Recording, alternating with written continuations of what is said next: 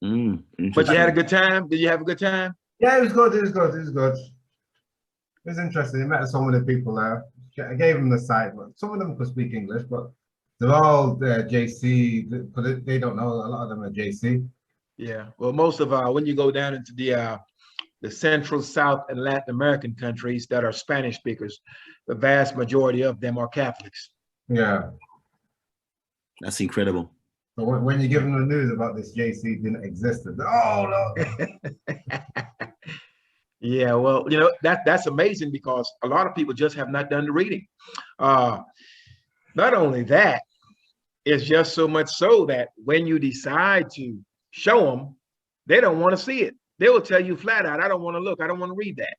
Yeah. So they're just peace and y'all bless, Brother Benaiah.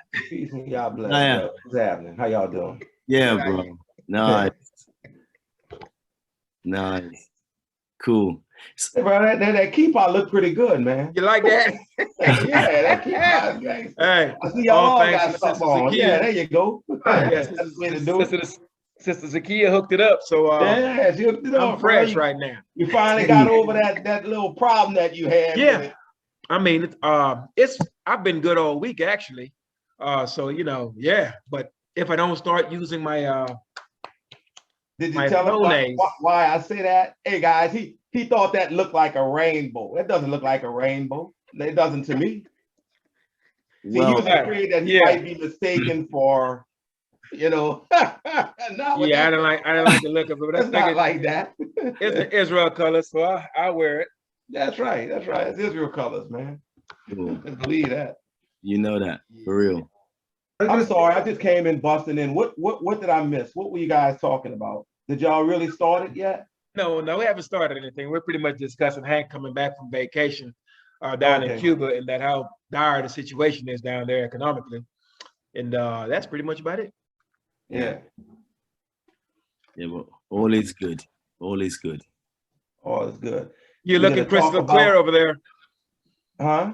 I mean, you're coming through crystal clear over there as far as your camera. The look of that thing is sharp. That's HD. Brand new camera, bro. That's a brand new camera. That's why. Yeah, it looks good. It looks really good. And the sound is okay? Yeah, everything is good. Good. Yeah, brother. Now the only thing, Brother Benaiah, you're coming in. I know the camera's on the side. I guess you know that, right? It's not face on. Okay, cool. Let's make sure you know that. All right. I figure I'll give y'all a profile. You know. All right. All right. Now let me move it. Let me see if I can get it adjusted somewhere where y'all could see what's happening. I don't want it to fall or anything.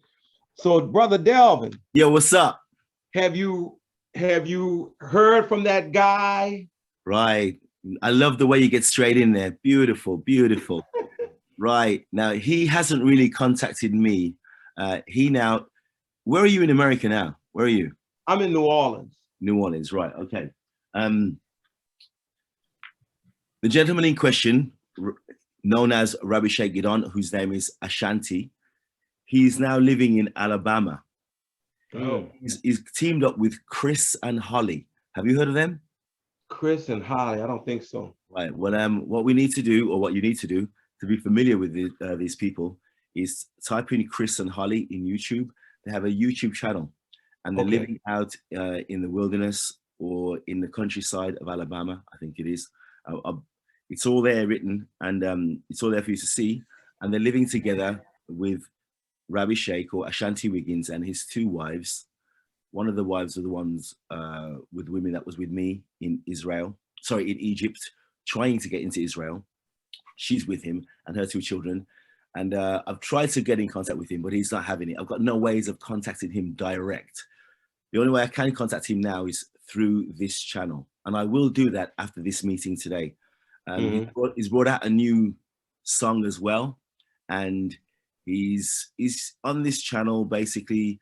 These two people he's with, they are JC people, and they collect money from people to live the lives that they live, okay? But apparently they are scammers, and people have found out who these people are, and they're writing on the YouTube channel explaining to other people not to trust them.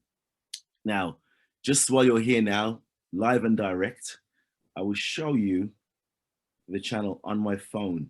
I just thought I'd give you an explanation first. First of all, This is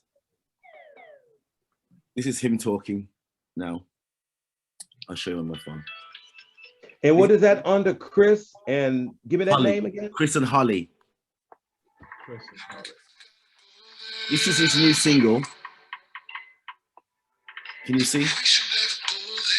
That's him. Yeah, that's who I figured it was, that guy. Hold on. Let me see. Hang on. Let me get back here. Hang on. I'm coming.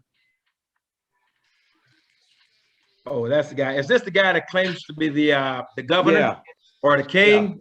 Yeah, that's the one. Oh, one. That's his latest single. And I'll just show you a clip of him. Is he singing in English, Arabic, Hebrew, what?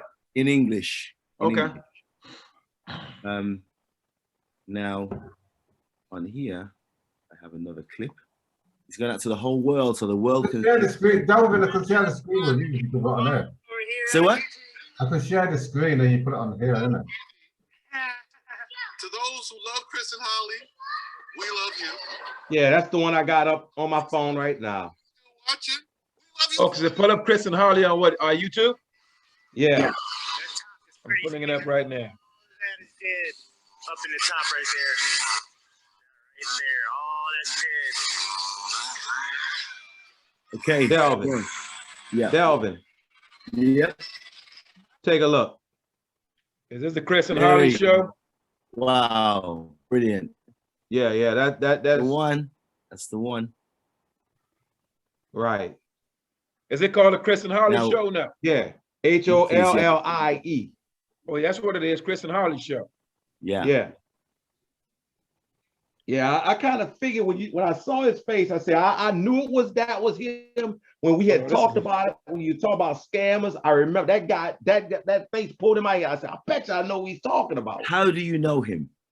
I don't. I only was connected to him a few years back on YouTube. I mean, not on Facebook.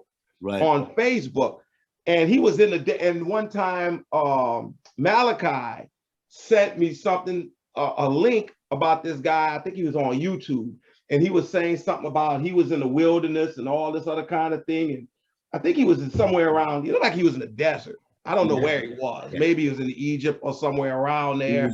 He was saying, and he was mixing the Israelite culture with Islam, the Ishmaelite culture, and the Israel and the Israelite culture. Yeah, right. But I kind of figured, as a matter of fact, I had saved a picture of this guy. Where's his picture? Excuse me there, brother Bernard. Huh? Send me that link to that show, because I'm seeing a Chris and Harley, but these are two people of the nations. It's not an Israelite, so they're not. I'm certain. They're not. But he's on that. She's on that show. Yes. Right. Oh. And he's 12 minutes into one of them. That's a new one that I showed you there, but there's one before. The name of it is A Video for the Boys. I see that thing, A Video for the Boys, No Girls Allowed. Right, that's him. That's it. Is that right? Yep. Ooh, okay. That dude is a scam. I kind of figured he was a scammer, bro. I'm something didn't set right with that guy, man. I'm telling you, something didn't set right. Wow. Well, so Delvin, here's the question, right? How many people have you spoken to that may have experienced the same thing that you have? There's 3 of us here, when I say here, 3 in the UK that I know that you know about. Who have put money. I see him. Okay, I see him. He looks like a better one. Yeah. Right. Well, that's why I thought that other guy. That's him, Malachi. That's why I thought. Remember, I sent you that picture. Yeah. You said that guy was really a Bedouin. He was. Yeah. He was taken with what's the brother that has been meeting with us from Israel? What's his name? Brother Kazrael. Dr. Kazrael. Yeah, I thought that was him, but that's not. But this is the guy. Yeah, he's a shyster, man. I mean, I kind of figured he was a shyster. He looked like a shyster. I mean, I'm sorry. He's bad news. Yeah, brother. Well, nothing's over yet. Nothing's over yet because his mentor, Sheikh Aid, Dr. Kazrael, him and Aid, they know each other, and he, Rabbi Sheikh Gidon as well. So yeah, Brother Kazmael, he said he might be on in about an hour's time. if he can come on today, a lot of things will get cleared up. Because I talked to Dawid. He's coming on today. Oh, Dawid is coming on today? He's I think that brother was out in the wilderness somewhere fighting off lions and bears. He's had a new right. And just like the Most High does it, Dave has just arrived at my house. Okay. Oh, really? Oh, so Dave is in Turkey? No, he's not in Turkey. In Warsaw, in the UK. In the UK. Okay, Here. Okay. I'm in England. I'm just gonna get the door for him, all right? So you're in England. Okay. So you're not in Turkey anymore. No. I'm in the UK, man. Oh, man. Good deal. You was in the UK last time we spoke. You were in the UK. Yes, that's right. Yeah. See, Malachi, you gotta pay attention, bro. 1 second, let me get my door. 1 minute. All right. So I talked to Dawid. He's had a new baby. Okay. Yeah, so he said he should be on. Hey, bro, would you guys mind if I brought my breakfast in here and ate? Man, no. Okay, well, I'm going to get. Man, I got some banana pancakes. Got my name written all on it. I'm going to get it. I'm sorry. I mean, I love y'all. I'll be back. All right. Don't worry about it. We're all here. Yeah, you speak Spanish? Who? You. Me? Yeah, my Spanish is decent. Yeah, I know. If you Speaking to me, so he said, "Oh, yeah, okay." Yeah, if you put me in Spain or Mexico or someplace, I'll be all right. Yeah, I'm trying to learn that, but it's not so easy. It's not so hard, but you know, it's good to have a second language. You know what I mean? Yeah, but yeah, the second language I speak a little bit Chinese, Cantonese.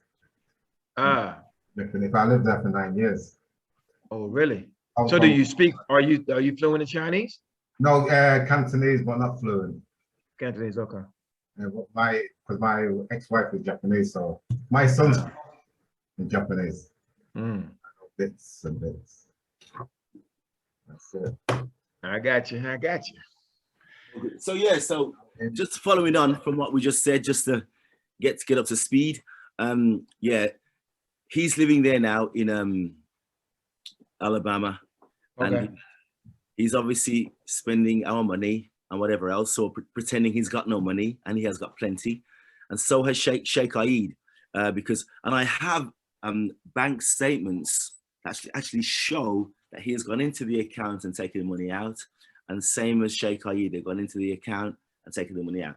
Now the gentleman whose account it is, or it was, I can speak to him today. I was going to get him on the call, but I wanted to run it through you guys first, if you want him on the call, because he is now, I know this sounds crazy, but he has now come round and admitted that Gidon is a thief, and so is Sheikh Aid.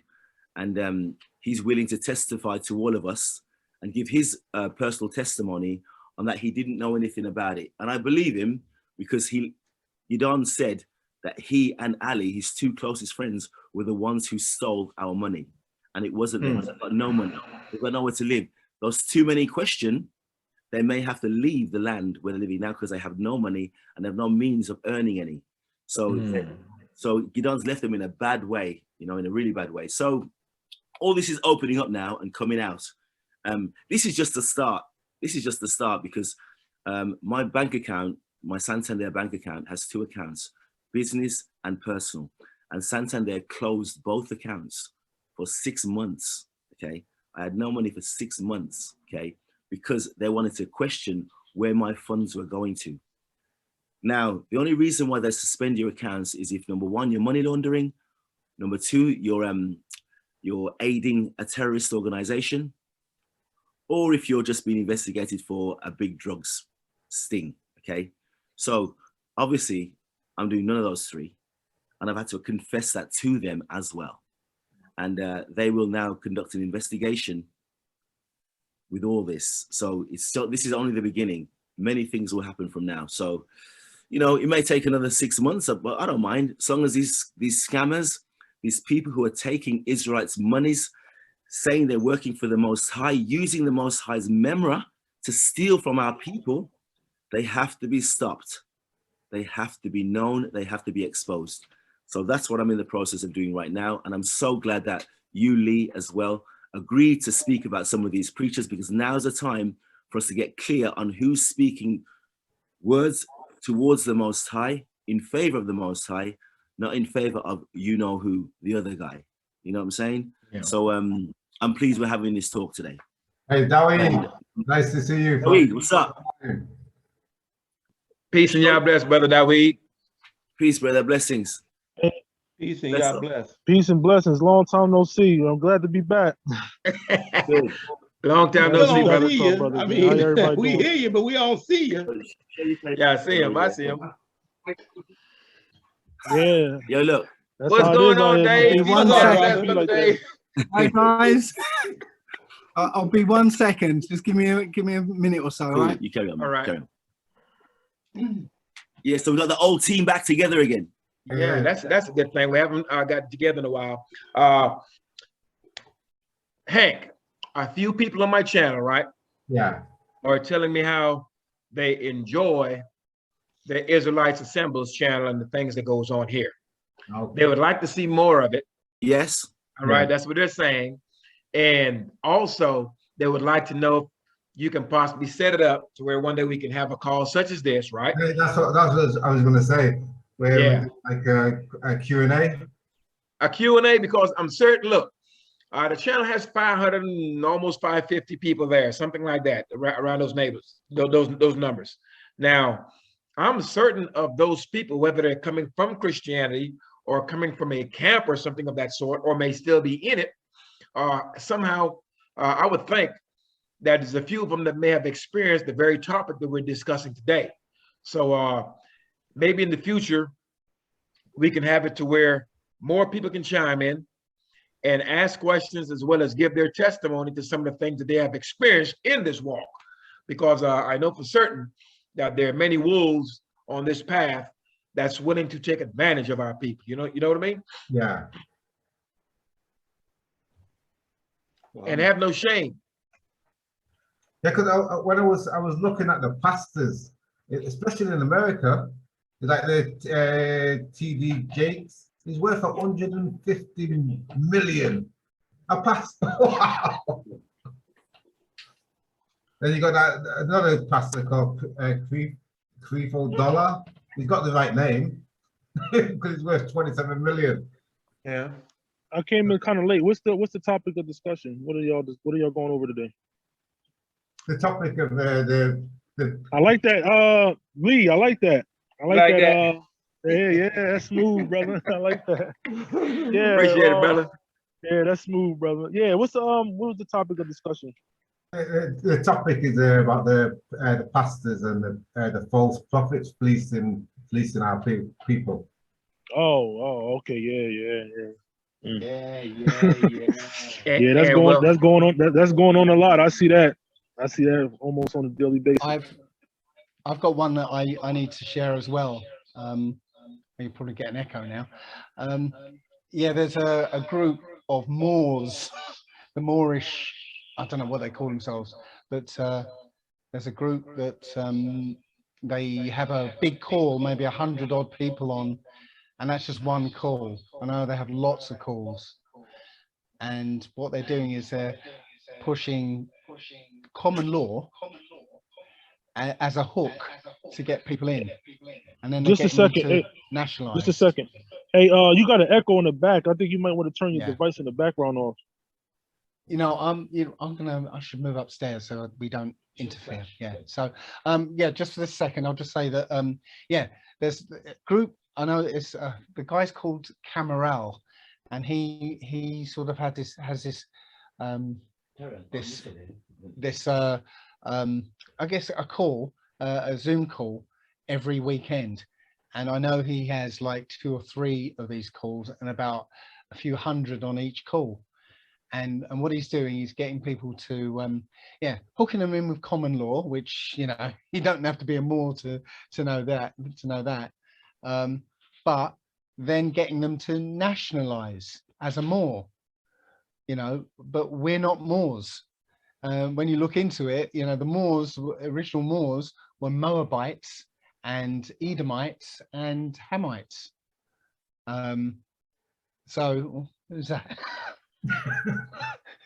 I'm sorry, Now, I'm gonna show this I thought guy. that was an Arab on the call. This I was is a like, what's he guy- doing here? This is a guy. Do y'all know him? You ever Is that seen his Gidon? face? Get on. Yeah. Go hold it down. Can y'all see it? No, that's him. Yeah, that's the brother that's in he's in Beersheba. I think he was. I think he's back in the United States now, somewhere in Alabama, somewhere in, He's back in in the sticks in Alabama. You've never bumped into this guy before, have you, Dawid?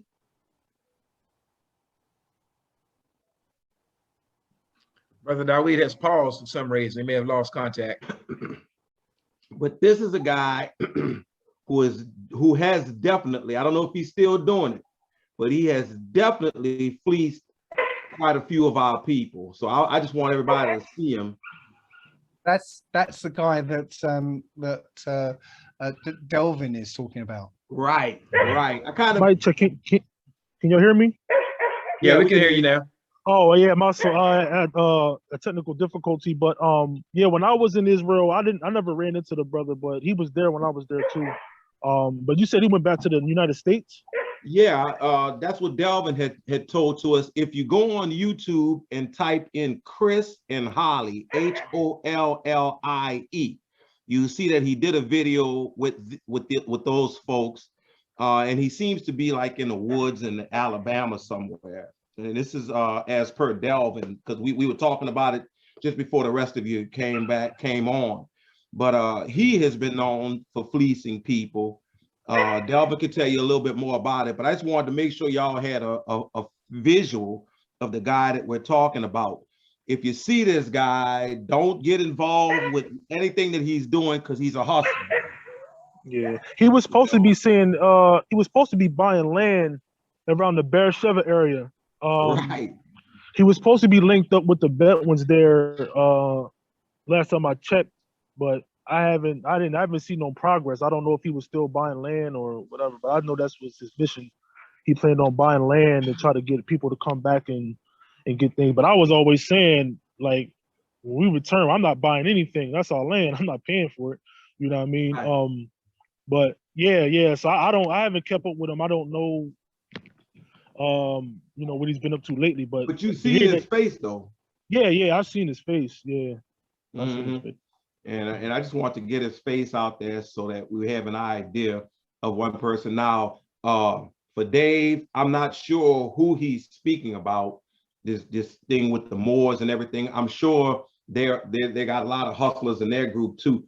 Of course, we know what the Egyptologists, those guys have a lot of hustlers. There's all sorts of hustlers, and every Christian have hustlers, and there's hustlers that claim to be Israel as well, that you would think is linked in with the Israelite family, and you would think that these are people that could be trusted because, hey, they know that the laws has to be kept, that you shouldn't steal, but they're just hustling people. You know, there's hustlers all over the place. So we need to be very well aware of those schemes and everything. You know, I mean, it's very important. Yes, indeed. Elder Benaiah. Yeah. Feel funny you calling me elder, but I'll accept that. What you say, brother? Oh yeah, brother. Yeah, it's a habit. It's a habit for me. Yeah, that's good. Yeah, but I was going to ask you. I don't know if you elaborated on it before I got on the phone.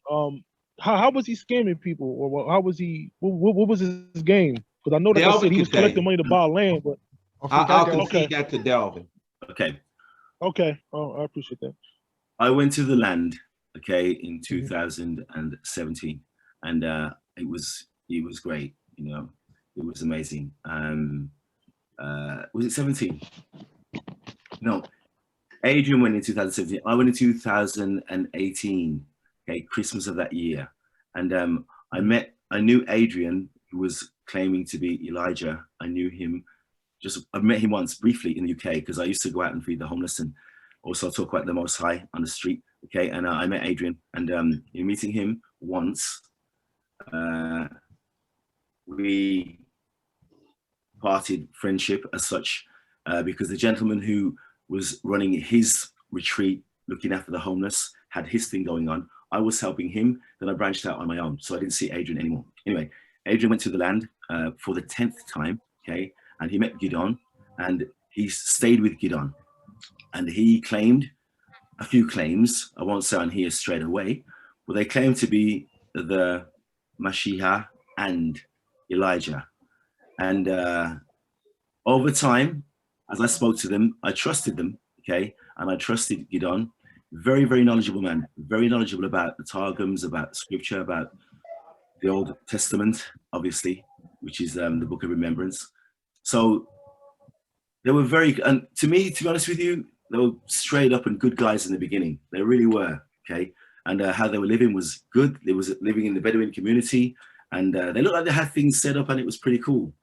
But further down the line, as we kept in contact, I tried to go back there again. When I came out to the UK, I was trying to just set myself up to go back there to visit, because I had worked there. I was going to work in the sports center they had made in the Negev. I was going to run that sports center and also do fitness for the Bedouin community. Okay, now, you don't set that up with the people who were going to be running the sports center. And I had it in my head and in my heart, I'll be going out there, getting residency and teaching fitness to the Bedouin community. Now, Sheikh Aid is his mentor, and Sheikh Aid knew about this as well. And Sheikh Aid was the one who said that he could get us residency within the Bedouin community. Because at that time I had residency in Turkey. So I thought, okay, cool. So the paperwork for all that, I have it downstairs where Dave is right now. I have it downstairs, all the paperwork. So I bought some land, right? And I bought some land to build on so I could have somewhere to live. And I wanted to buy land also to build on for people to come out and work with me and for me and other brothers and sisters from the UK to come over and help flourish the Bedouin community. So I sent money for that, and I also sent money ahead of myself because I then myself was going to go over there with 4 other people to the land of Israel and stay there and work there and get things moving and rolling for others to come out as well. That was basically the foundation plan. Okay, there's more to it than that, but that was the rawness of it. So anyway, in doing so, we put some money we sent money over into a bank account, into Adrian's bank account, and that money was going to be there for us to live on and to look after ourselves when we enter the land, and also to help buy some land, to buy some buildings and stuff. So we just sent it ahead of ourselves so that he would look after it. It's in the account, it was all above board, and everything was going to be fine. Anyway, over time, Gidon was taking money out of the account every so often, and Adrian didn't know about it, even though Gidon had Adrian's details to get into the account. He didn't know that Gidon was going in and taking money. And when he checked his account, he then checked that Gidon has gone in and taken a lot of money, and so was Sheikh Aid. Now, when we tried to get into Israel, let me finish. When we tried to get into Israel, we got to the border because we stayed in Egypt first, okay? And we tried to get over the Israel border from the Egypt gate, and they wouldn't allow us in because of Corona. So obviously we can't get in now. So either we want our land or our money back. Simple as that, okay? And he unfriended me on Facebook. He disappeared. I heard nothing from him. I got in contact with Sheikh Aid because I got Sheikh Aid's number. I called him up. He doesn't want to speak to me either. Now, Adrian, who was Elijah, or who claims to be Elijah, he now was scammed also by Gidon. Now, I can get Adrian on one of these calls so he can speak to you and tell you himself, okay? Because he's willing to testify and admit to us that he was duped, okay? So he needs to do that at some point, but I was going to run it by you guys first and check this out with you first, then get him on instead of surprising you, because we need to get this part over first. Then he can come on and speak for himself on what happened with his relationship with Gidon in the land, with him and Ali in the land. So Dr. Yisrrael, he should be on here as well, because knowledge that we acquired. Yeah, that's Justin, everyone. Hey, Justin. Oh, Say yeah, hello to Justin. yeah. Yeah, that Peace, guy. brother. Peace to Yeah. God bless. Yeah, man. Now Justin and Dave are on here, just to bring this up to speed, because they spoke to Gidon. Cool. Yeah, what's up? We can't hear you. We just finished off the meeting now, yeah? Yes, my brothers. You good? Give me 1 minute, 1 minute, 1 minute. Yeah, so Justin and Dave came on a call when Gidon was asking about funds to be sent over. And I know Dave knows for a fact that the funds that Gidon used, the video Gidon made, the funds from that video, he was going to put that towards land and stuff as well. But believe it or not, he used our funds to pay for the dancer in the video, and he still collected all the monies from that video, from that music video. And that music video is on YouTube as well. So he's done a real job. He's done a real job on us, you know, but he hasn't got away with anything yet. The Most High will deal with him. We know that. But it's up to us to expose these people so they don't steal money from other Israelites and other people anywhere else again, you know. So that's basically the crutches of it, or the crux of it, as they say. Well, at the end of this video, at the conclusion thereof, there's a few things that we need to establish. Peace and blessings. Peace and blessings.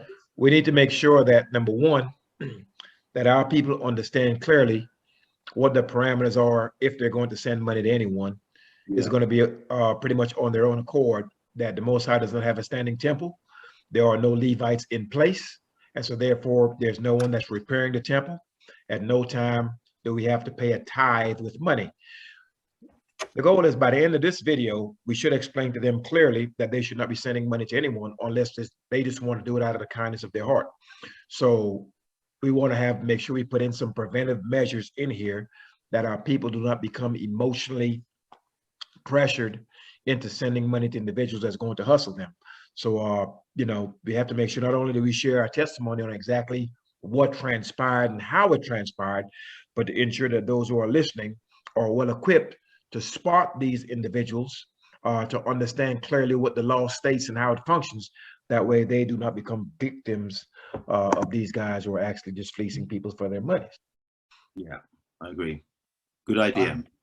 Yeah, well said, brother. That's well said. Agreed.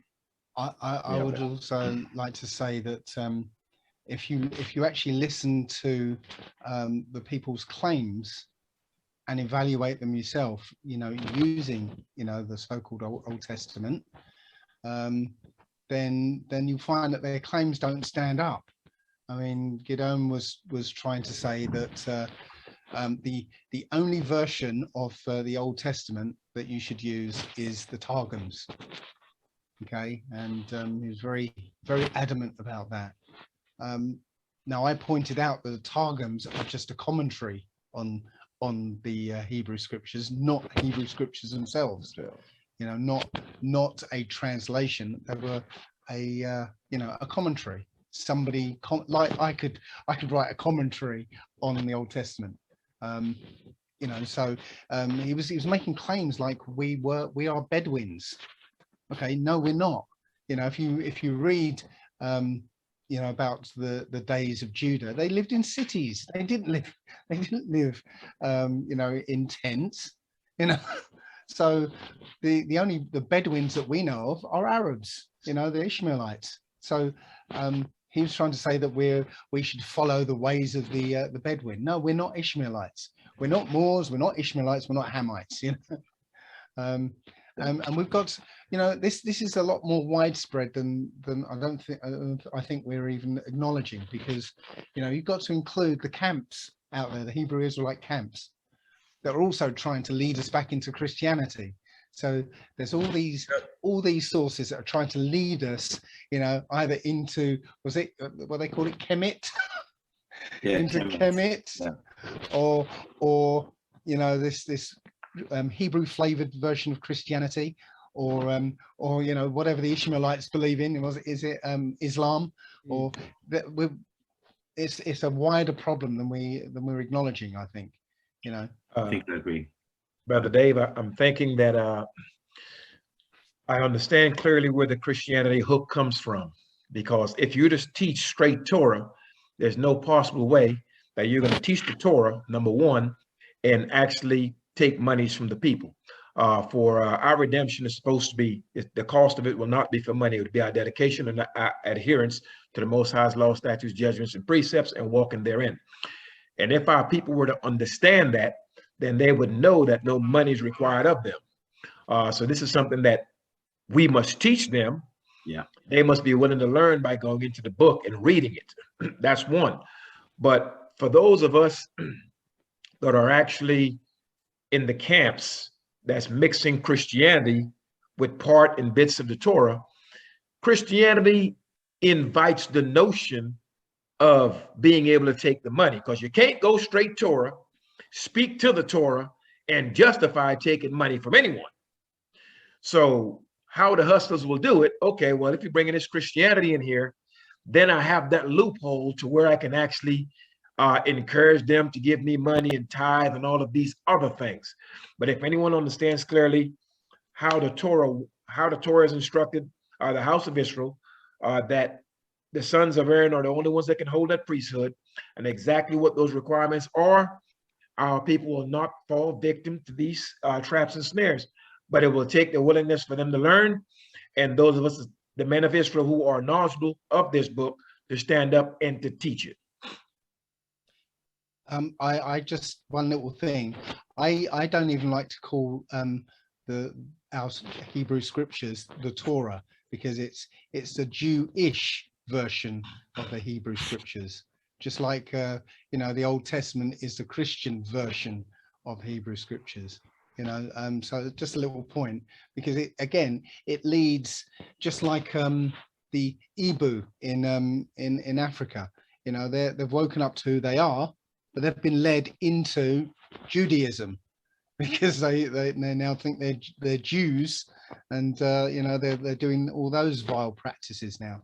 So I'm just saying, we're beset on all sides by our enemies trying to lead us into their camps. But brothers, here's something that goes with that to add to what you've just said. This is part of the purging. This is part of the refinement. So we're going to be falling into some traps and snares, going to be led off to the left and to the right. But those who are actually seeking the Most High in truth and righteousness, they will find him. So the way that I'm seeing this is that this is just part of the filtering out process, that the Most High begins to remove the dross, those who are actually doing the things that's against his law, statutes, judgments, and precepts, that's fleecing the flock, so to speak. The men in righteousness will stand up against those who are unrighteous and point them out.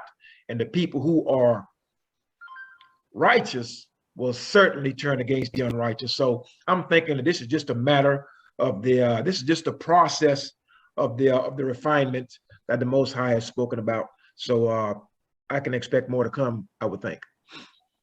Well, sorry, carry on.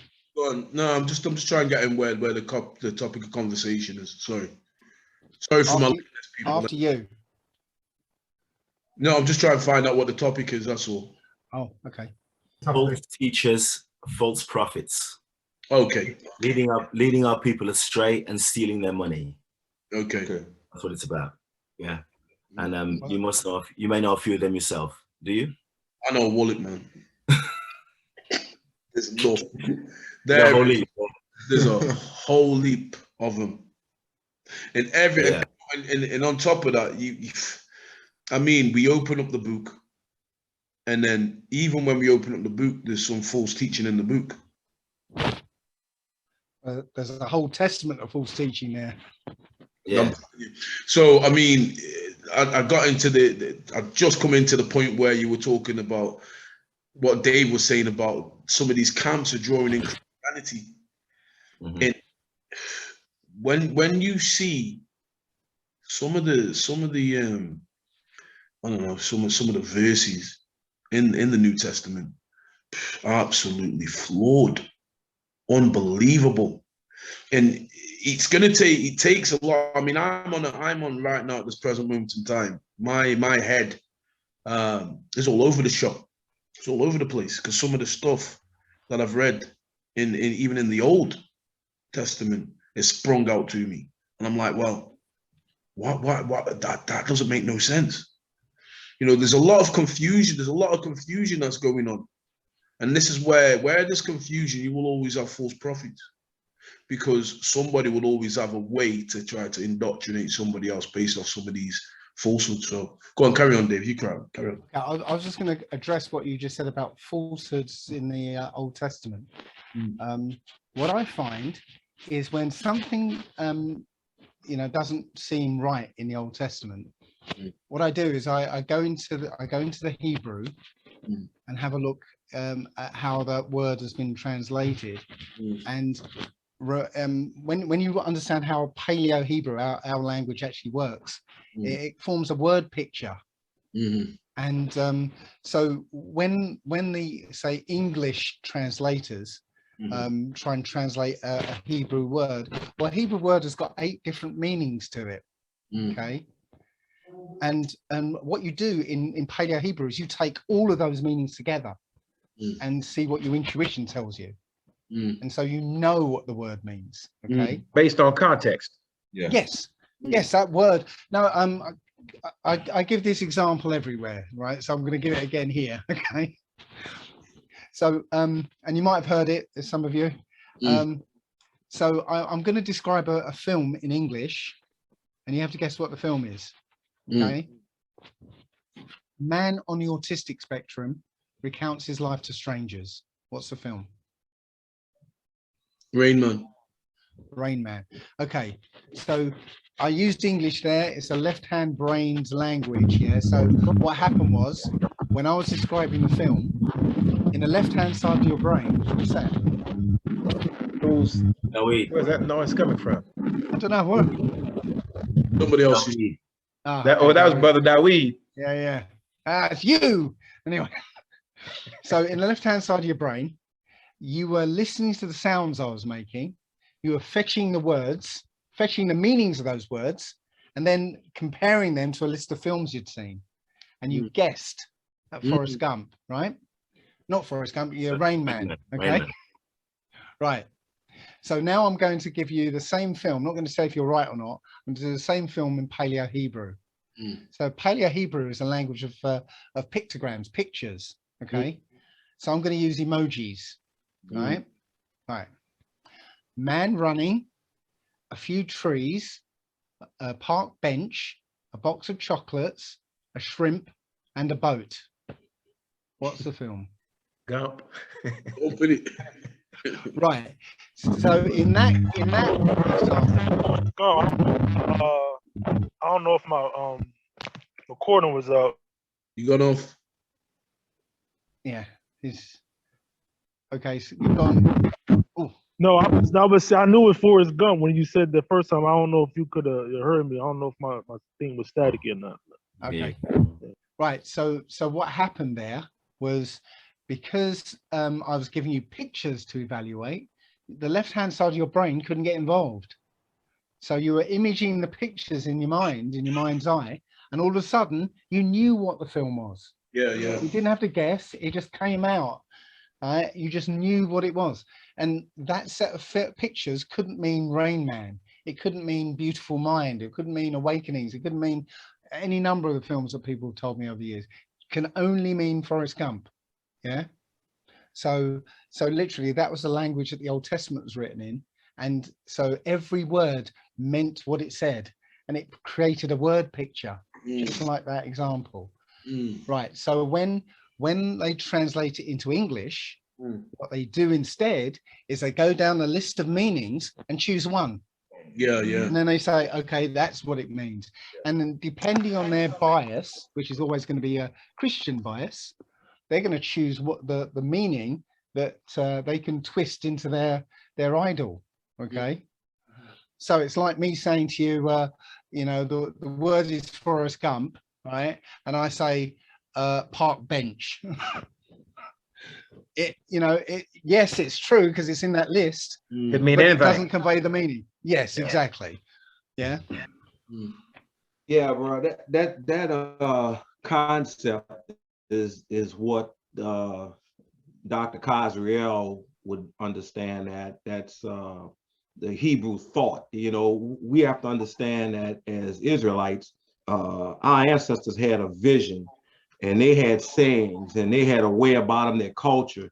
They knew what they were talking about. We, being that we were brought up in America and in other places, scattered out of our land, we've kind of lost touch with that, you know, where we have the Hebrew thought, you know, and that's what's emphasized with the Demona, the folks in Demona, is the Hebrew thought. We have to think about what it was like back then, what the concept is, more than just what the word meaning, the different words were translated into. Because I ran into, I was studying this morning, and I came across, I was in Psalms, and there was a verse, I can't remember what chapter, but they said, you know, David was calling out, help me, Yah, because I am desolate. But then you see in another space where it says, those who trust in Yah and who fear him will never be desolate. Well, then how can David call out and say he's desolate? If he trusts in Yah, he shouldn't be desolate. Finding out that those two words that was translated desolate were translated from two different Hebrew words, and they mean two different things. You see what I said? And I see David shaking his head. Yeah, because that's the idea. You know, they just take a word and plug it in. But what we have to do is think about, and that's where the meditation comes in hot and heavy. You know, we must seek Yah out. We must call to him, admitting that we don't know, and ask him for the guidance, and then read the book. Because the only way we're going to get, I mean, I know they've mistranslated stuff, but I'm telling you, it's uncanny. If you're sincere and you're seriously seeking Yah with your whole heart, he will make it known to you where the confusion is. And he will make it plain to you, if you truly seek him, where the confusion lies. And he'll bring you through those rough spots. And you will have an understanding. That's, you get a nose for truth. You'll be able to seek it out, and you'll be able to find it. If that's why it's so important that, and Yah repeats that, if you truly seek him, that's what he means when he says with your whole heart. You have to put that first. It has to be the most important thing to you, and then it will be possible. Don't be intimidated, because that's a big book. The book of remembrance is a pretty big book, from Genesis to Malachi. And if you indulge in any other writings, well, that, you know, so be it. But what I am saying is, if you truly seeking the truth, you start to sniff out what's valid and what's not, you know, and that only can come through Yah's revelation, through him appearing, causing it to appear in your mind what the truth is, and you'll be able to discern it, you know. I agree with the old man. I mean elder, sorry. There they go again. I really just came into the book 5 years ago. Never even looked at it you know, any time in my life before then. And I was in a kind of battle with a white guy, Rob Skiba, who unfortunately is dead now, but I was in a constant battle with him about the scriptures. And one of the things he would say to me is that he's been reading the book for over 40 years. And, you know, I can't possibly know what I'm talking about, because I just picked it up 5 years ago. Right? I think, I agree with the elder there. So I'm going to keep calling it that. That's all right. I'm used to it. Because I'm probably just as old as you, but you are. Well, I think you say you're a year under me, a year younger. So that's not that much. You know. I'm only old enough to be a big brother. That's it. It makes me feel better to call you the elder. Yeah. There you go. So I forgot what I was going to say now. Oh yeah. So I agree with the elder that that we, you know, if you really seek him, you know, he'll let you know. The only thing I've ever really prayed for myself is wisdom to know, wisdom to understand. That's it. And I think that's all I do, Dave. That's all I do. Wisdom, knowledge, and understanding. That's all I pray for. That's it. Yeah. And I think that's what he's given me. So when I read that book for the first time, and I thought, it's a story. It's a real story. It's not just a collection of fables. You know, it's a real story. And then I found my own heritage in there. I was like, you know, am I just making this up? What's going on? This is sounding like my people, you know. So yes, I think it doesn't matter if you're not Israel, because that book was written for us, you know, by our ancestors for us now in this time. Yeah. So anybody else, any other nation looking at it isn't going to be able to understand it. That's what I think anyway. Now, Dave, I second that. Here's where there's validation towards what you've just said, and I certainly in my experience I've seen this, or I know this to be true.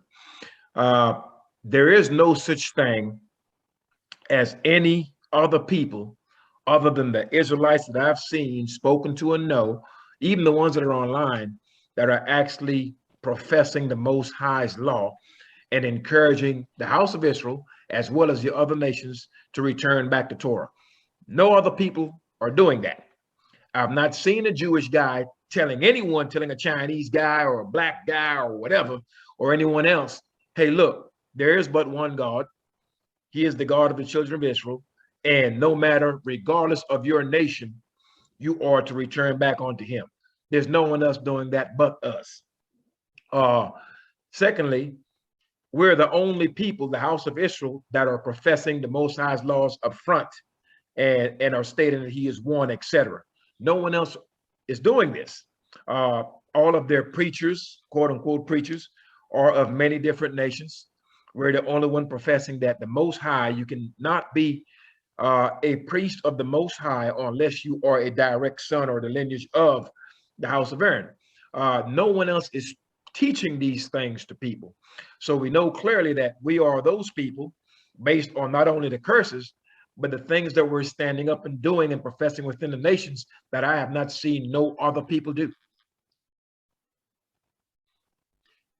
You know, give me a second. I want to share something with all you guys, if you don't mind.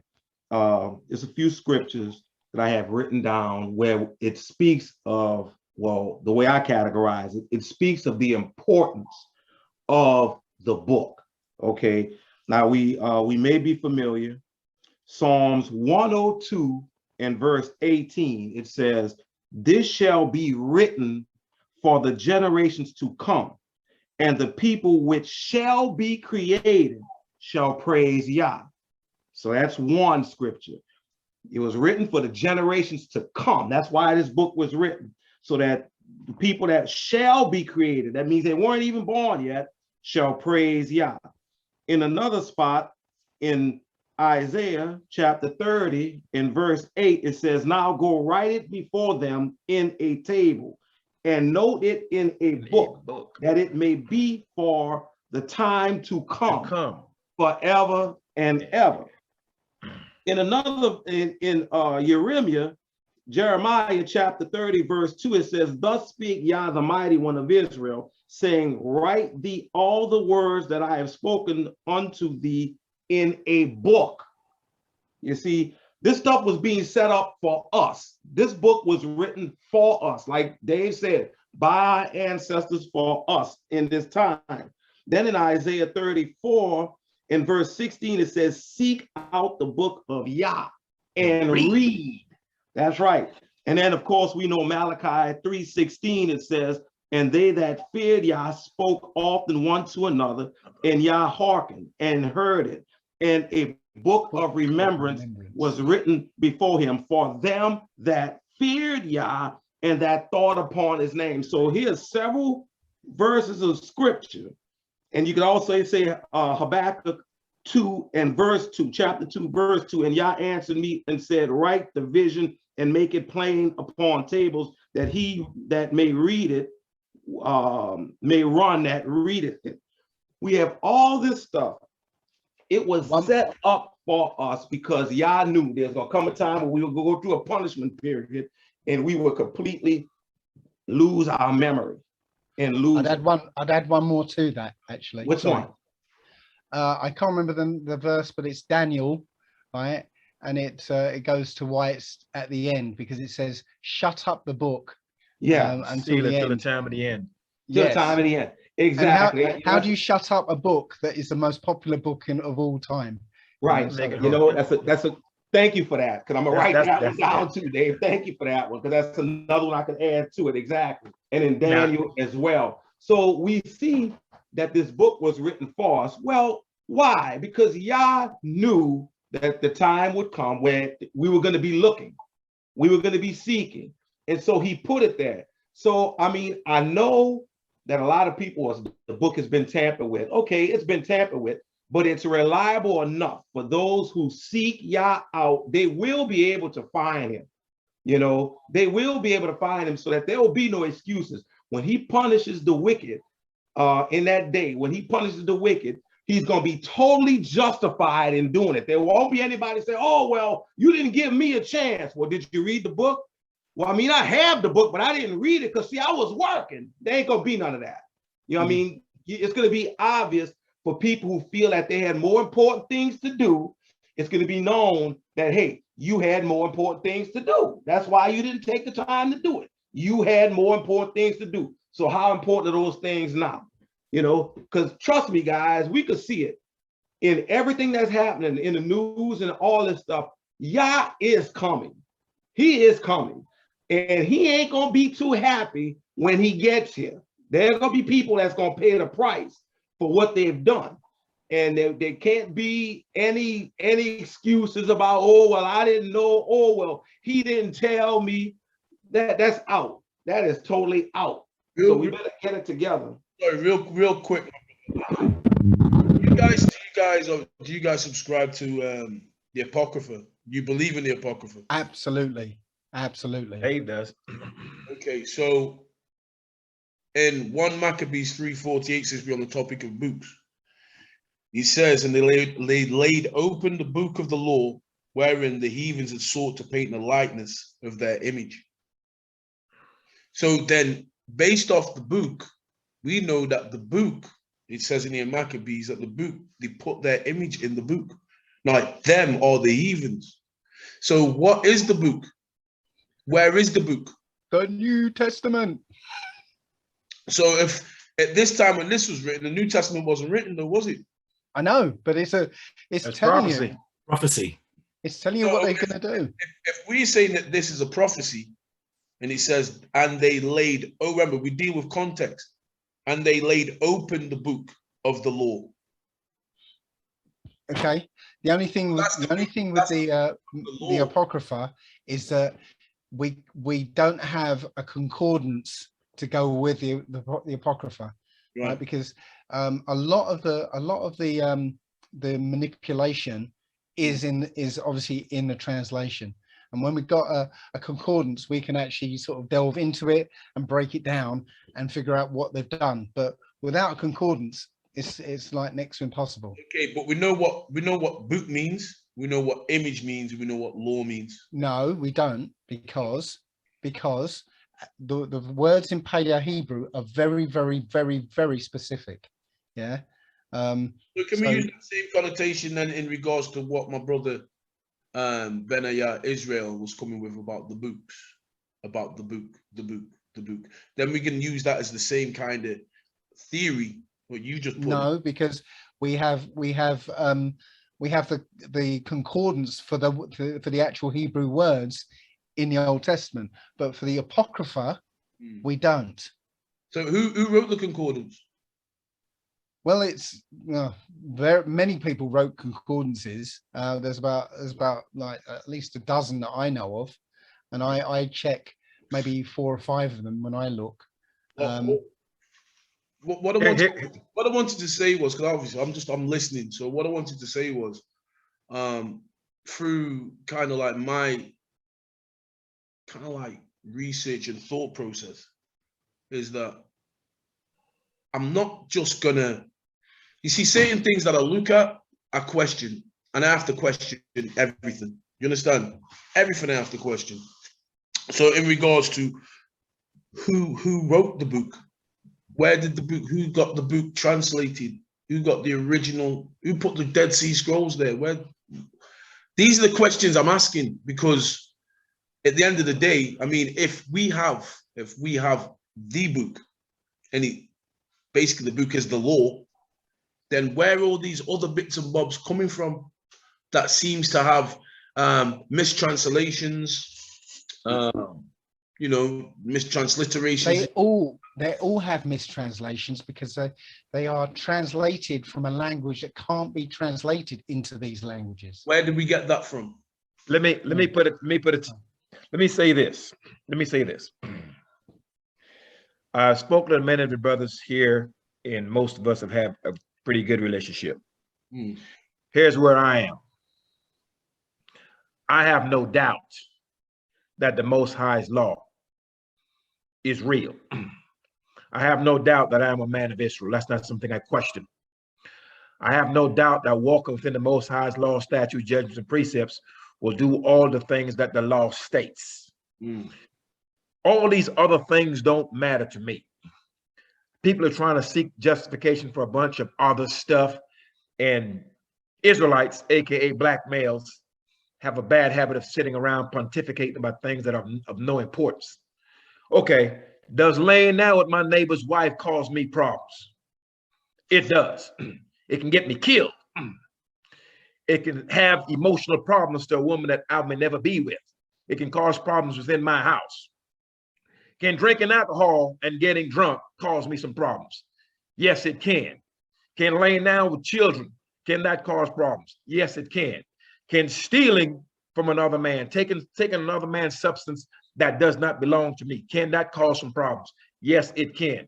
Covetousness, wanting something another man has and having the willingness in my heart and desire to take it in a manner that's not right, can that cause problems? Yes, it can. Here's where I am. When I look at the Most High's law, statutes, judgments, and precepts, and I see what has laid out, does laying down with a woman on a menstrual cycle, does that make any sense? Can that cause you some problems and cause you to be plagued? Yes, it can. Can laying down with another man cause some problems? For you to lay down another man in fecal matter in a bedroom, is that a disgusting behavior? There's nothing that can be profitable from that. Is that harmful to you, and can you be plagued for it? Yes, you can. What I know is this: when we look at the Most High's law and what he has laid out for the children of Israel as far as the punishments and the curses, I can see clearly that my people fit them.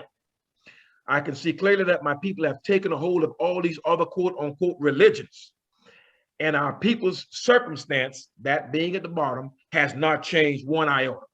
I can see the wickedness in the midst of my people, and I can look clearly and see where my people are walking in total opposition to everything that this law states. And I can see clearly that those who are walking in opposition to this law are experiencing all the punishments that the Most High has laid out that they would experience as they continue to walk contrary to his instruction. That's all I need. I know one thing: Christianity, Islam, and all these other religions that my people have been involved in has not delivered them from their circumstances and from their plight. It has not. But I can see clearly, if I'm to walk in the Most High's law, statutes, judgments, and precepts, and I can keep him before me, that I will not want to do harm to my brother.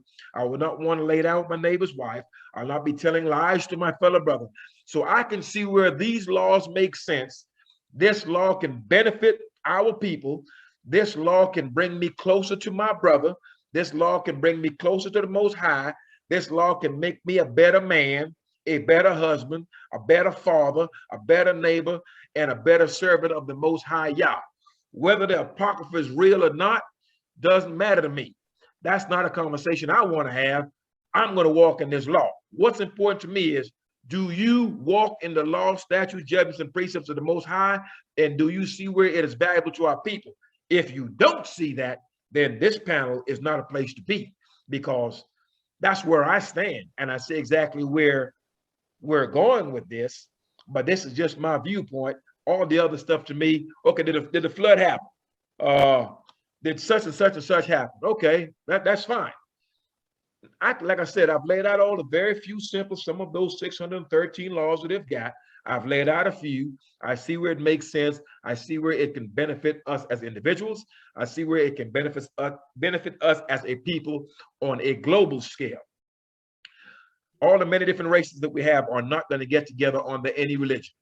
However, if every man would turn to the Most High's law, statutes, judgments, and precepts, all of the inequities and the wickedness that we see will stop. If every man were to turn to it, regardless of his race and whatever else. But because these nations have no law, they have no boundaries, therefore we see the lawlessness that we see. What I know, not what I believe, what I know is if the house of Israel, black people worldwide, would turn to the Torah, it is the one thing that can empower them. If your God doesn't have the ability to empower you and pick you up from the bottom of the dungeon, then he is no God. And we have been turning to the falsehood of these nations, praying to these idols, and he has not been able to deliver us out of these dungeons that we're in. And so far as I can see, the Torah will do exactly that. So sitting around and pontificating about other things to me is important. I'm going to walk with Torah. That's where I stand. Yeah, I hear what you're saying. I mean, I'm not saying that, I'm not trying to be an advocate or whatever. What I'm saying is that truth is truth, innit? Yes? Truth is truth. And we have had a lot of lies being given to us. Now, we're supposed to seek truth. Now, I can sit down and listen to what you're saying, bro, and I agree with you, because I believe in the Creator. I believe in the Father above. And I fully do. He also said that he would write the laws in your heart, not in a book. Yeah, that's the second covenant. Let me finish. I beg you, let me finish. So then we have then a issue. I'm not taking you off your path. I'm not taking anybody on this panel off their path. I'm asking questions so I can seek truth. You might have a bit of truth for me, my brother. Dave might have a bit of truth for me. Either way, I'm going to find truth regardless. So what I'm saying is this.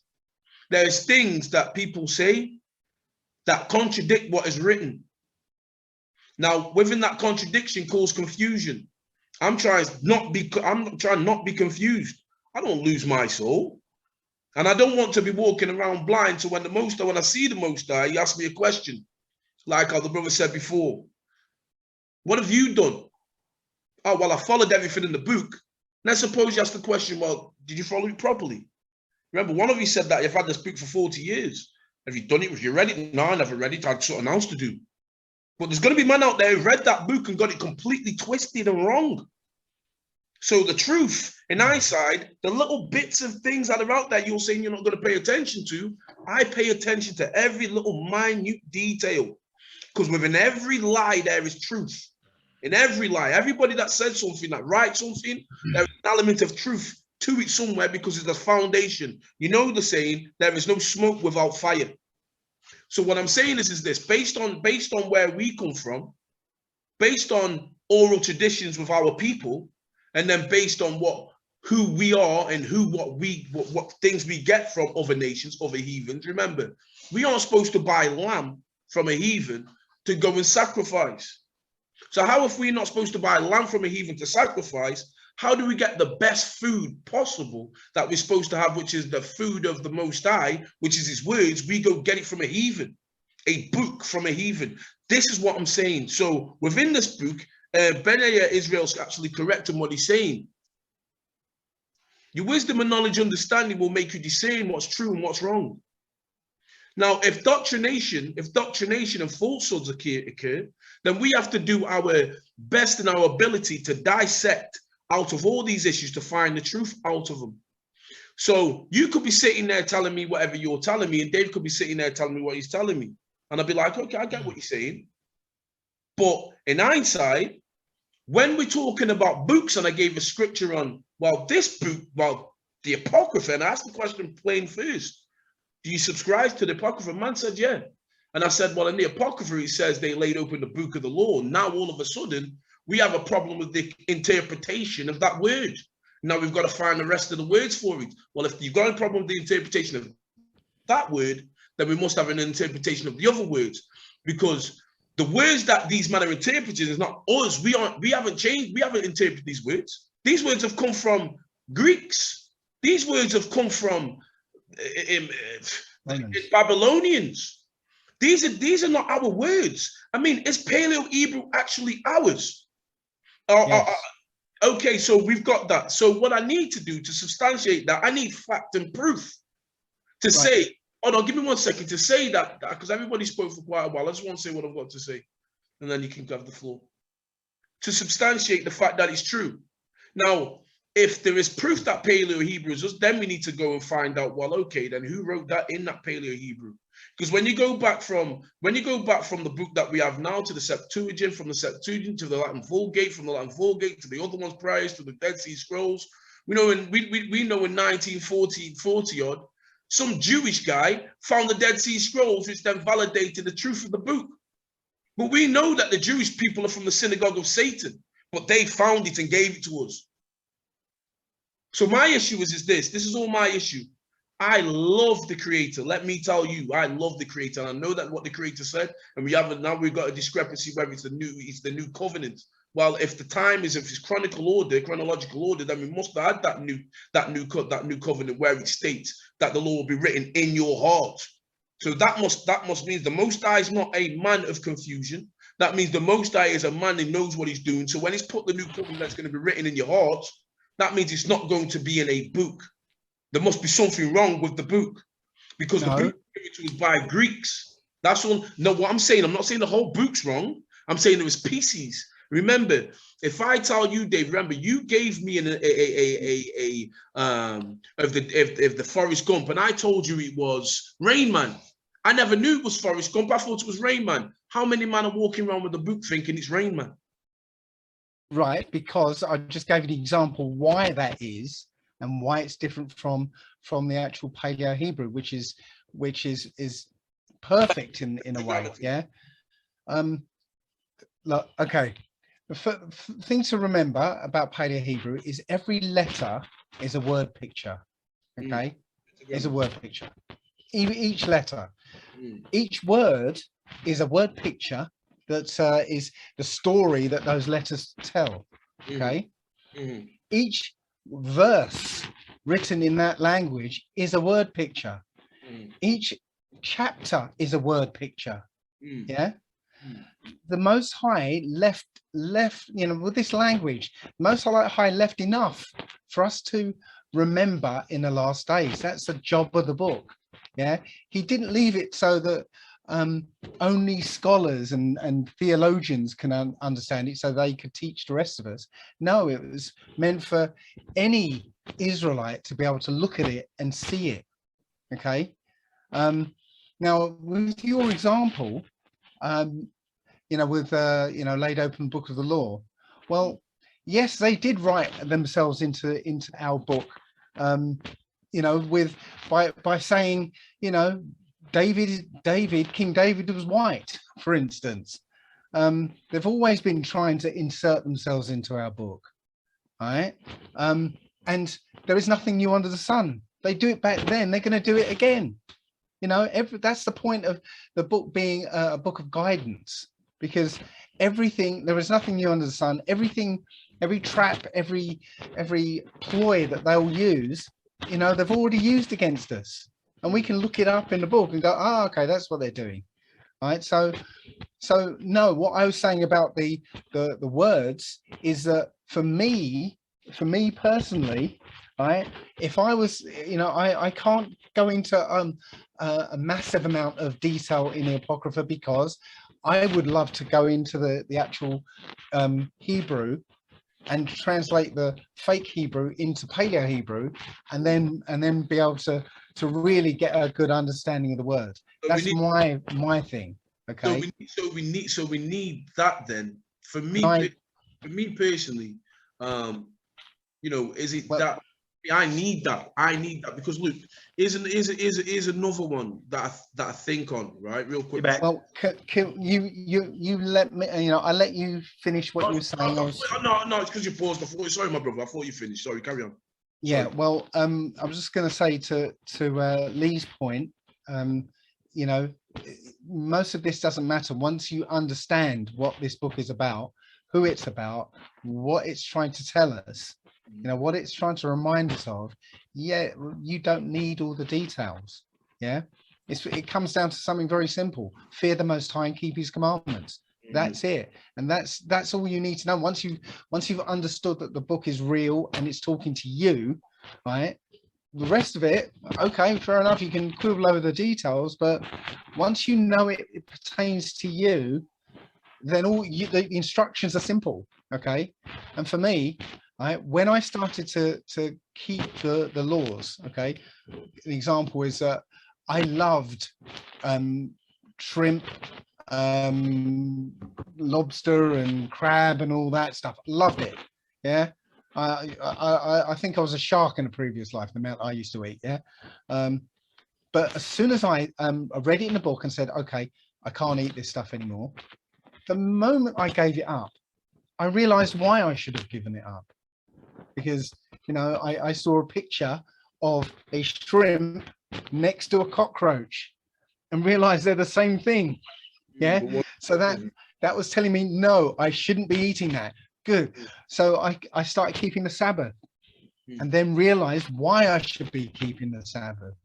Yeah, I know it now. Now that I do it, I know why I'm doing it. Yeah, I know why we're designed for the day of rest. Yeah. So, sorry. What day do you keep the Sabbath on? Saturday. Why? Well, I've got law. Gentlemen, I've written a whole book. I've written a whole chapter on why I keep the Sabbath. No, and I'm believe trust me when I say it. I'm not saying it in a way where I'm being mischievous or anything like that. I'm just asking the question because I've pondered on the Sabbath for a while, and I wanted to know why do people choose to stick one day as a Sabbath day, like just that's a Saturday as a Sabbath day, like because you don't eat shrimp, right? No. Because you looked at it and it looked like a cockroach, innit? Oh, yeah. Okay, so you put the Sabbath on a Saturday, but Saturday's Saturnalia. only as far as the Romans are concerned. Well, we live off a Gregorian calendar system. Doesn't matter. Gentlemen, not to be. Is that not right? Gentlemen, the topic today is we're off topic. We're off course. And we need to get the topic back on course to what it is supposed to be. Everyone has gotten the email and have been instructed exactly clearly what the subject matter is today. And the subject matter is there's many of our people who have actually trying to turn to the Most High's law, statutes, judgments, precepts, and they're being taken advantage of as they try to come out of these idolatrous church houses, etc., and turn to the Most High's law, statutes, judgments, precepts. Gentlemen, I am here to remind you that that is the topic. What's the sorry. It's about falsehood and false prophets, true? Yeah. Okay, so if it's about falsehood and false prophet, there's people walking around saying Sabbath is a Saturday and Sabbath is a Sunday. And Sabbath, we don't keep it in because we're not in the land. I'm not understanding. I mean, we want to talk about topics, but we don't talk about certain things in the topic. We want to leave that alone. But we can't leave that alone when that massively important, not just to use, but it's massively important to me because me as your brother, I need to understand as a fellow Israelite, need to understand, well, why do you do that? And I don't. Not sidetracked and bypassed. Sorry. I'll answer that like this. Okay. Knowledge, wisdom, and understanding comes by the Most High. If you have an idol in your heart and you are not walking within the Most High's law, statutes, judgments, and precepts, there's no man on the earth that's going to be able to tell you anything to give you understanding. We don't give that. We don't have the power to give you understanding. So the understanding, knowledge, wisdom, and understanding. People say, well, I pray for knowledge, wisdom, and understanding. Well, that depends on who you're praying to. The knowledge, wisdom, and understanding does not come to you unless you're walking within the law, statutes, judgments, and precepts of the Most High. That's the path to the knowledge, wisdom, and understanding. So seeking that from another man, can someone help you out with some things here and there? Yes. But as far as gaining knowledge, wisdom, and understanding of this book, when you go into it to read it, to make sense of it, that will take you walking within the laws for you to actually gain that type of understanding. And if someone has a stumbling block before their face, i.e., idols, etc., they can read that book 1,000 times and will not understand what it means. Well, in that Okay. book, it doesn't say that I Sabbath, put in that book, it doesn't say that Sabbath is the Saturday. okay. It doesn't Yes, say what. yes, it does. It doesn't say what day. It doesn't say it's a Monday.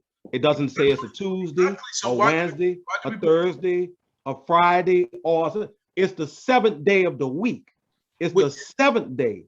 Now, I was just talking with someone on YouTube, not YouTube, but on Facebook about this same thing. He was saying, how do you know it was a Saturday? You know, because the Romans changed the calendar, and what makes you think it's still that same day is the seventh day? I just told him, look, it's a cycle.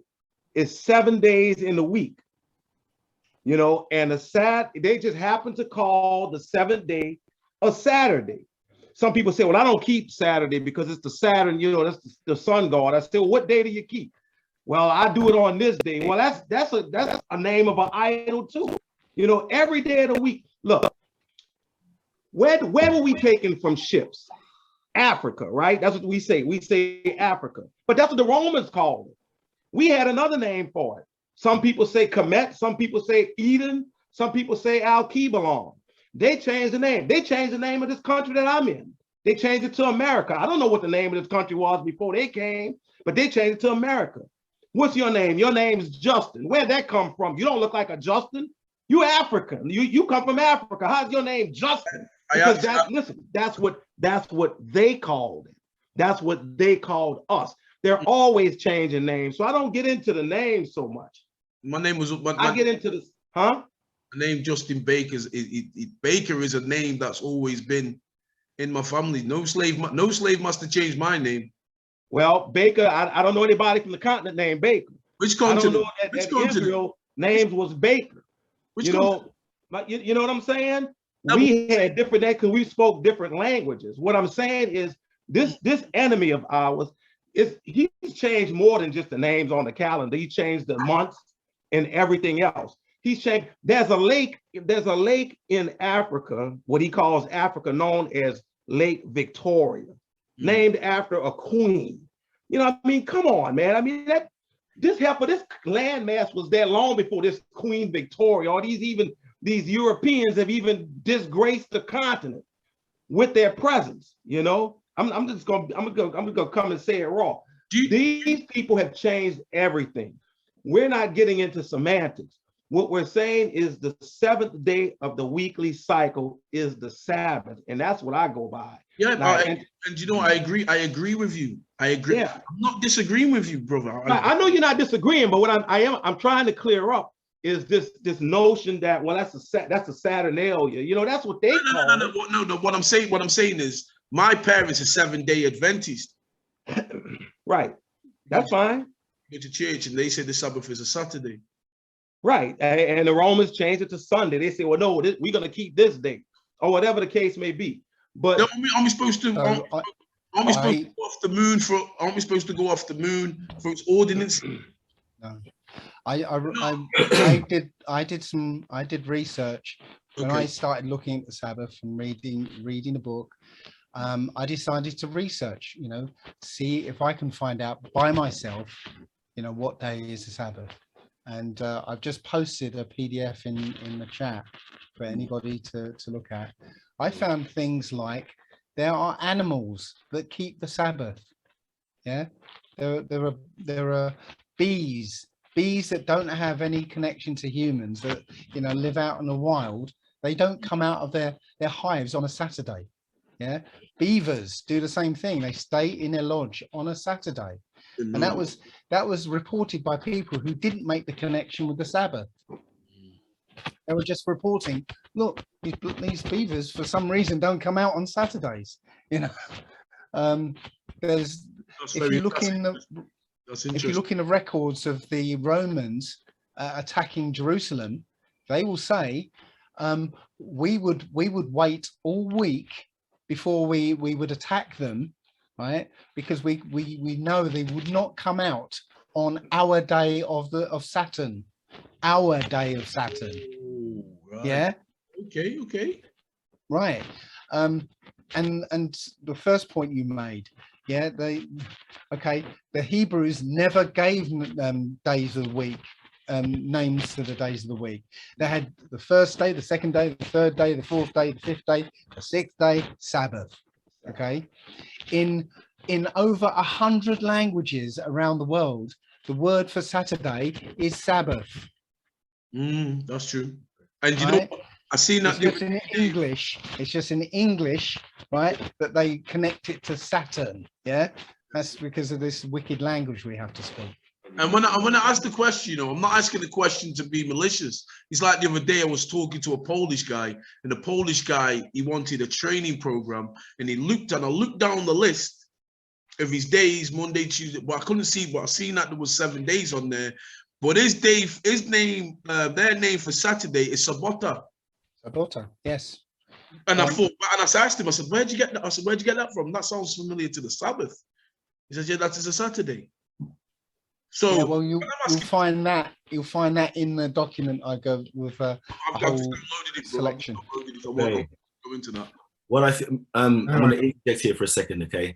I've had this conversation with Henry before, okay? And the guys in the land, they celebrate Shabbat on different days, depending on, as Justin mentioned, the moon cycle. What would be very interesting is if we got these people on the talk, or I got the same guy on the talk, and he can give his version of what he thinks the Sabbath should be, and he's got it well documented. And so instead of us being one way, as in that's the one way and only way, we can, you know, discuss between us and see what he says about this. Now, the same man in question is the same man who was friends with Gidon before Gidon shafted him. So he can explain about Gidon as well and talk about Shabbat as well. So I think this should be and I want Dr. Kazrael to be on here as well. I know he's anyone coming in now. He's not going to come on today. I don't see it at all. But I think we should do a part 2 to this discussion and talk again further about false prophets and teachers, and also to talk about Sabbath, because we need to clear that up, not just for ourselves, but for the viewers as well. Because it's a very valid question. It all ties in with false prophets, and also, I mean, all of us are at different levels of knowledge. Okay, that's why we've come together. Okay, but we're all on the same side. That's what we have to really sort out. We are all on the same team. All we want to do is get more knowledge, wisdom, and understanding between us to hopefully help other people as well. So this discussion and forum should really be about these things. That man right there, he's bad news. He's not the devil. News. And he hasn't, what's happening to him soon hasn't started yet. He hasn't started yet. His time is coming. But the gentleman who's going to come on the talk next, okay, I'm going to call him right after this discussion, okay, and make sure he's on the next call or the next Zoom meeting we have. So Henry, we find a date out for us to sit down and go over this, as well as Shabbat as a false prophet. We've got to sit down and sort it all out, you know, and find out one way or the other, and how much knowledge we have about this stuff, and who has the correct knowledge and information. You know, I'm showing this picture. Yeah, I'm showing this picture again, just to put it on notice that this is the guy Gidon. Was that his name? Yeah, Ashanti against him. Yeah, this is the guy who, you know, y'all need to be on alert about, because he is known. It is known that he is taking people's money. He's taking advantage of people. And I don't know how many people he's taking advantage of, but for those of you who may visit this channel, this is the guy, Gidon. If you run into him, be very cautious, because this guy is a known swindler. And I have someone on this chat who will testify to that. Is that correct? Correct, 100%. Someone can say for sure that he has taken his money, so that there's no slander involved. No. He's being called out. Yes, okay, and this is his picture. So if any of you have any dealings with this guy, be careful, okay? Because this guy has a history of swindling people out of their money. So I'm just putting it on notice. I wanted to do that, you know, throughout this little program, so that everybody will know who's the guy in question. This is his name. What's the name that he goes by, Delvin? Rabbi Sheikh Gidon. and also Ashanti Wiggins. Okay. Okay. So he goes by 2 names.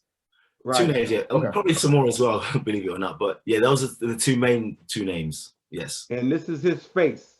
This is what he looks like. So anyone having dealings with this guy, be on high alert. Okay. And do not give your money to this guy, because you will not get a return on your investment.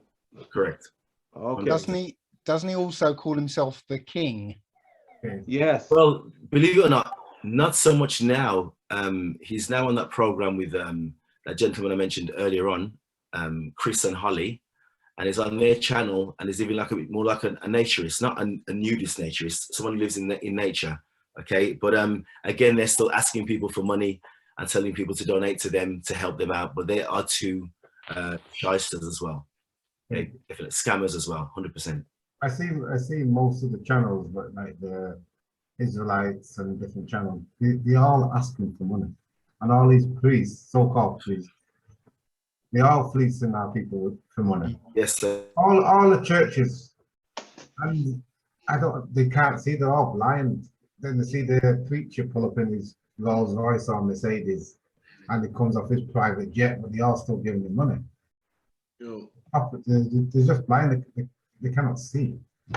And it's very difficult, but they're all the JC worshippers. So it's very difficult to show these people, because they don't want to know. And if you show them, they won't look. They won't look. Many of them have never read the book, have no desire to do it. They're going to go with what they feel, and they're going to go with what they've been taught in times past. So there's many individuals, you can tell them the Creator is 1, he's never been 3, and you can point to the scripture to have them read it. They refuse to look, they refuse to read it. So once again, if someone is not walking in the Most High's law, statutes, judgments, and precepts, part of that punishment for not doing that is getting robbed. Let me say that again. If you are not walking in the Most High's laws, statutes, judgments, and precepts, part of the punishment for not doing so is getting robbed, is getting fleeced, is getting in prison, is getting all the things, all the curses that we go through, being swindled, falling into these many different traps and snares. However, the law sheds a light on certain things, which allows you to walk a path of righteousness. You can see where you're going.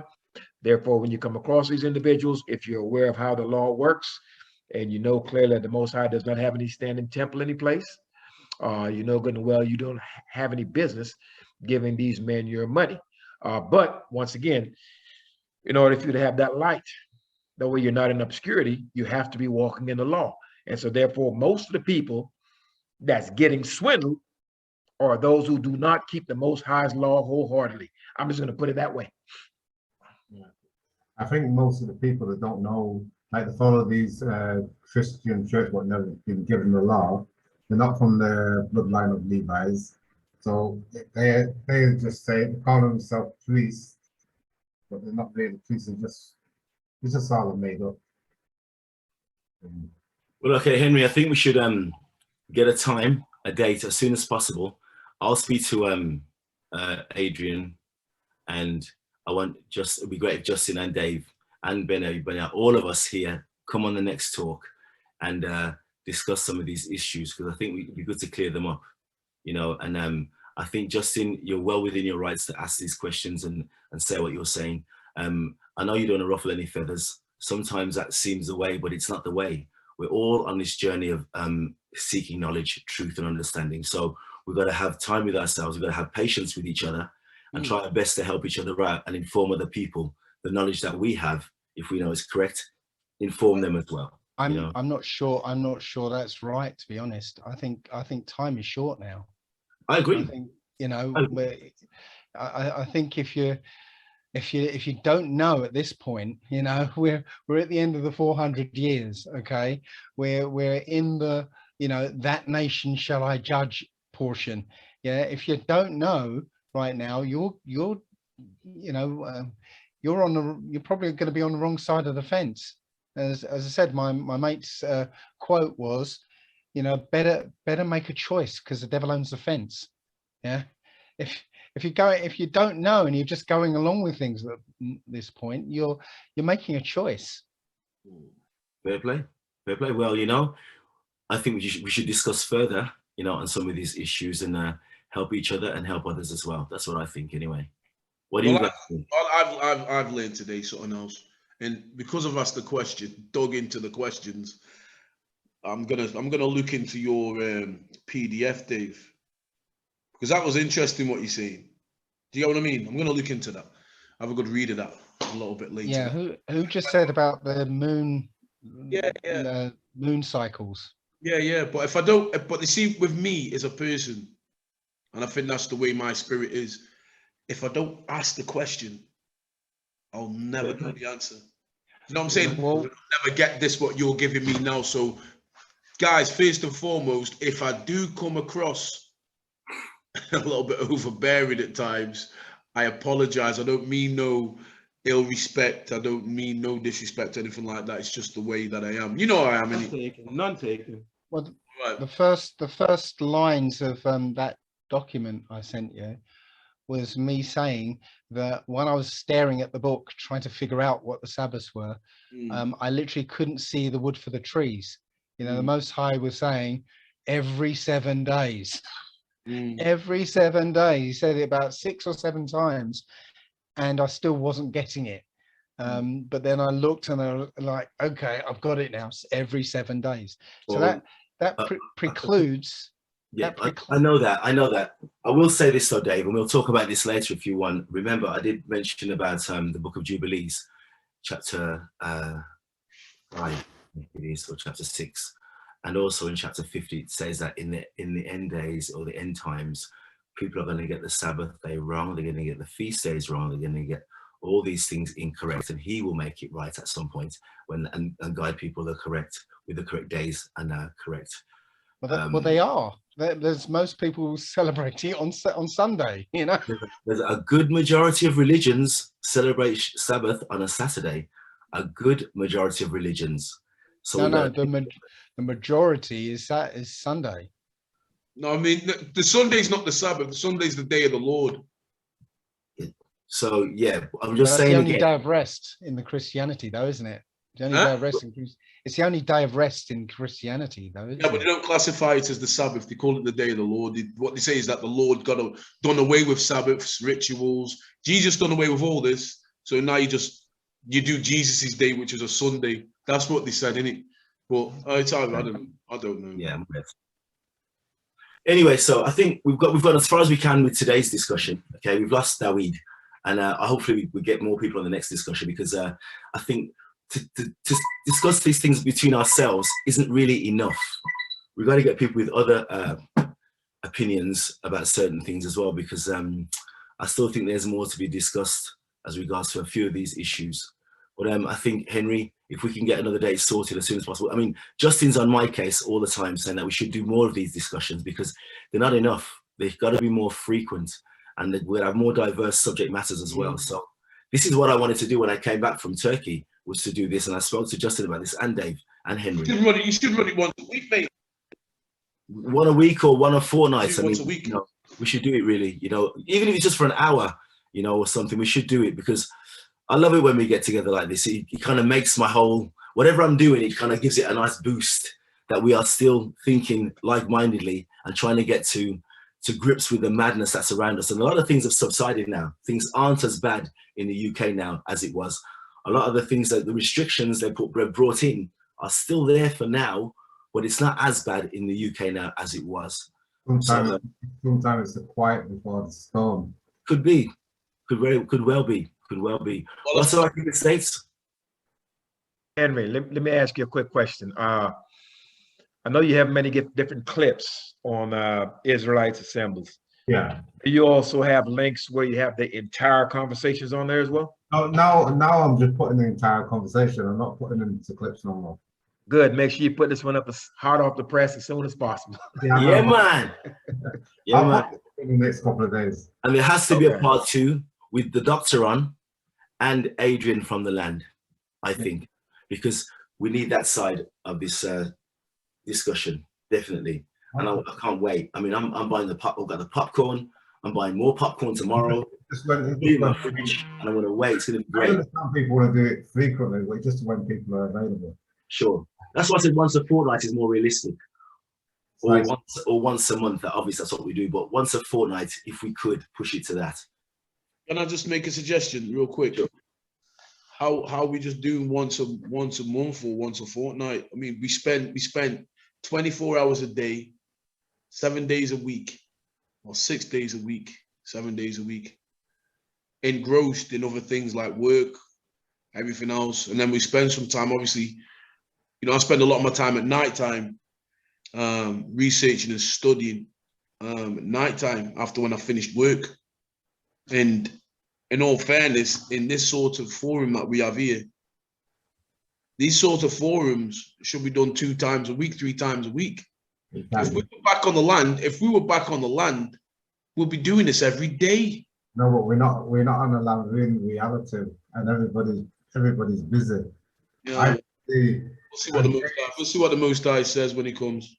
Dave's busy a lot, and everybody's working, everybody's doing their thing. Different parts of the world as well. Different parts of the world. Yes. You know, so. But we just got to keep you going somehow. Can't us UK guys get together once a week or what? Yeah. Us UK brothers get together once a week, maybe 2 times a week. Because listen, money finances life means absolutely nothing. The most blessed and great thing that we have right now is our connection with ourselves, and on top of that, the connection with the Creator. Nothing greater. You can give me 10 hours this. For me right now, I'll sit here for 10 hours and talk to you brothers right now. So once a month, this is why I put the thing together with my people in Stoke, because once a month, not enough food to digest, bro. We're hungry out here. We need to eat. Gotta eat, bro. We're hungry. Your sentiments are clearly understood, because I'm seeing, like I've told you, Henry, some of those that are at my channel, they're really enjoying these topic and these discussions. And besides, we're speaking about the Most High, giving him honor, praise, and glory, which is a good thing. And you know, we can do it without vulgarity because there's families listening to it, and we can be on one accord. As long as we are on this one accord, and there is nothing that's going to cause the people to be divided and to be split and to stray away from the Most High's law, then I will sit on this panel. I'll always be here. Should we decide to stray to the left or to the right from the Most High's law, statutes, judgments, and precepts, and deal with the holy people in a holy manner, this happens, I'm gone. But provided that we can deliver this message in a manner that it can be received and it is done in righteousness, we're doing our job, and the Most High will strengthen us in doing so. Okay, then we'll wind this one up then, yeah? Okay, Henry? So, all right, gentlemen, peace and y'all blessing until next time. before we go, Bless everyone. I will Peace and y'all do blessing. Q&A.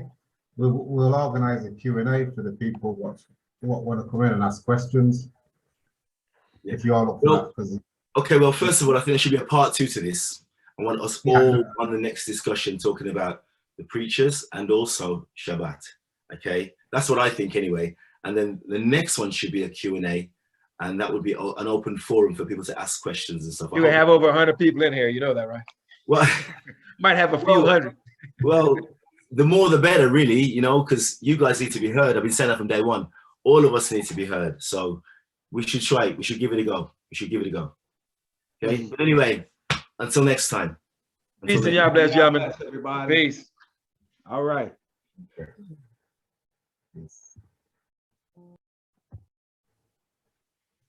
Take care, guys. Take care, yeah? Talk to you soon, Justin. Come on, take care. Take care. All right.